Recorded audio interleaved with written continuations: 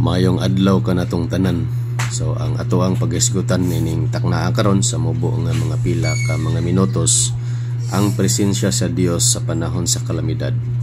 Okay, so atong basahon din sa Psalm 46. Alright, 1, 2, 3. So niingon siya din God is our refuge and strength, a very present help in trouble.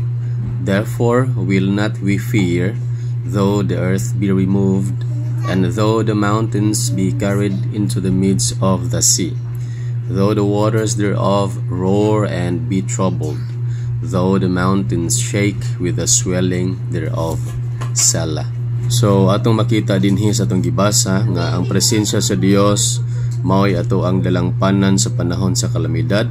Siya ang ato ang kapasilungan. Adunay mga panghitabo nga moabot sa atong kinabuhi nga bugtong ang Dios lamang mao'y makatabang kanato nga bisan ang ato ang mga bahandi ning kalibutan na ang kwarta, salapi o uban pa dili makatabang kanato sa panahon sa gitawag nga kalamidad.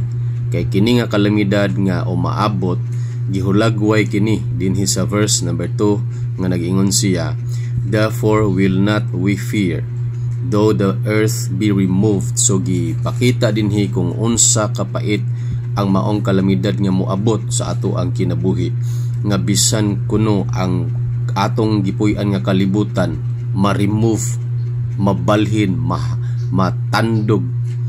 O ningon siya, and though the mountains be carried into the midst of the sea. So ing ana kakusog ang kalamidad nga moabot kung ato nang lantawon, ato gyud na siyang ihulagway, nay dako kayo nga linog nga moabot physically sa kalibutan nga atong gipuy-an, nga ang mga kabukiran mairog gyud, mabalhin ngadto sa kadagatan.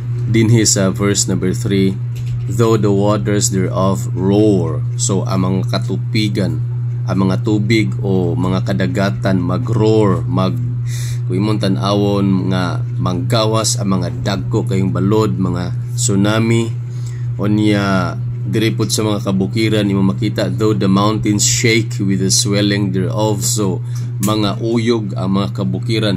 So kung imong i-describe, kung imong i-imagine kung unsa kakusog sa mong kalamidad nga moabot sa kalibutan, igsoon grabe gyud. Walay makatabang nga tao, walay bahandi, walay kapasidad sa tao nga makatabang natuan ng higayuna.